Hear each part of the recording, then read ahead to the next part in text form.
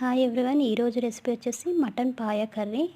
Cooker వేడయ్యాక oil వేసి దాల్చిన చెక్క, లవంగ, ఇలాచీ వేసి బగారాకు వేసి ఆనియన్స్ వేయండి. నెక్స్ట్ పుదీనా, కొత్తిమీర వేసి బాగా కలిపాక అల్లం వెల్లుల్లి పేస్ట్, పసుపు వేసి బాగా కలిపాక ఉడకబెట్టి పెట్టుకున్న మేక కాళ్ళను వేసేయాలి.